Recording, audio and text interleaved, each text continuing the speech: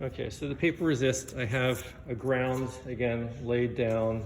I'm gonna take my pieces of paper that I've cut out, and this is just cheap printer paper. I thought you had to use some elaborate paper, some special paper, but then I saw my friend Kristen Kiefer, we demoed together, and this is a little brag. I demoed at Harvard, the Harvard, yes, that Harvard. And I had never seen how Kristen made any of these before, but I got to see it, and one of her things that she emphasized was that she uses the cheapest printer paper she can get, so the cheap stuff at Office Max. So you wet that paper. You want to get off any excess, and you just lay it on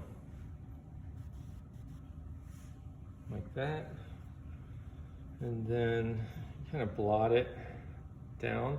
You're not trying to pick up any of that slip, okay? You're just pressing it in. Removing that surface water is one thing you're doing. And so remember, anywhere that the paper is now, the blue will remain, okay? So you don't need to get these like real wet. They don't need to soak for a while.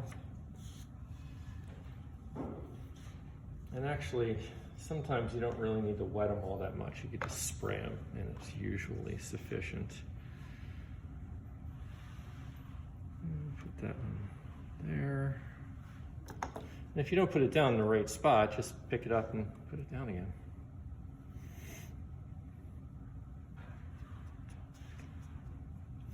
You want to make sure that that edge is pressed down really well onto the clay.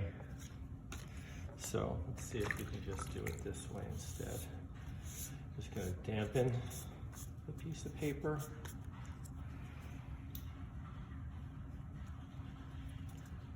Nope. See how it didn't stick? So I guess we need to wet it.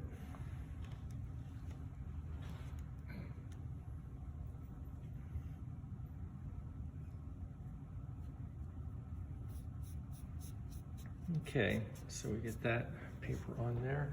And then I'm going to take the green that I had just for contrast.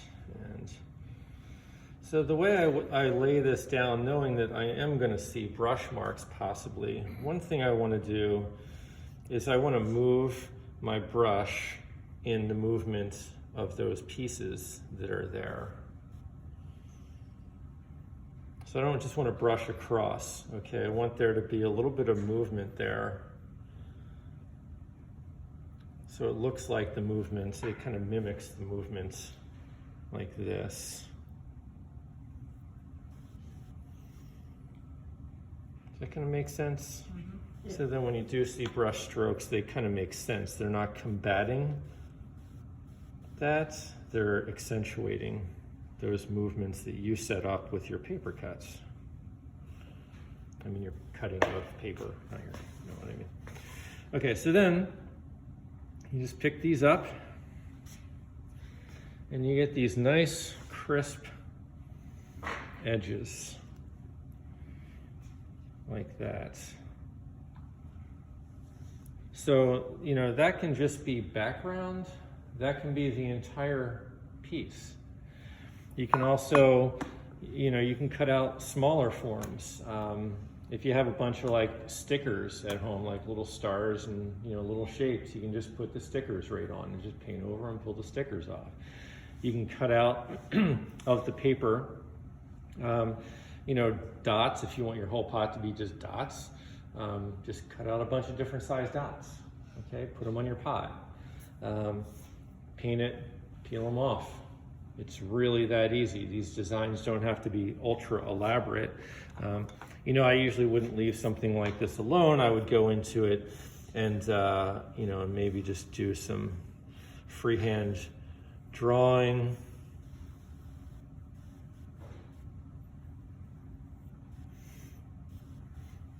Just to liven that up a little bit, and maybe do something in the background as well.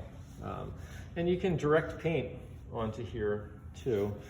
You know, if you charge up your brush,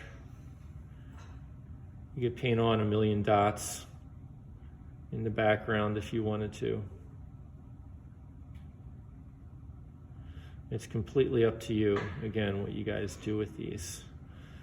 Yeah, I wouldn't do that. So let's say I do something I wouldn't want to do. The way I can take that away is just to scrape that surface off. That little mistake is gone. I can just go in and paint right over like that never happened. Again, that's another reason why you leave these things leather hard until you're done, is you have the ability to go back and just kind of scrape that off.